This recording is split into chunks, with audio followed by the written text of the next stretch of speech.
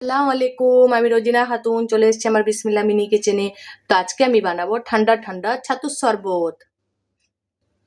ছাতুর শরবতের জন্য নিয়ে নেব প্রথমে ছাতু,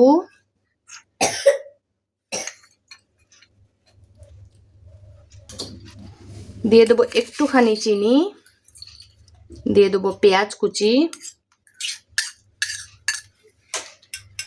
দিয়ে দেবো লঙ্কা কুচি, দিয়ে দেবো একটুখানি ধনিয়া পাতা, দিয়ে দেবো একটুখানি জলজিরা পাউডার, দিয়ে দেবো একটু কালো লবণ, আর দিয়ে দেবো আইস। এবারে একটুখানি পানি দিয়ে এটা আমি ভালো করে গুলে নেব।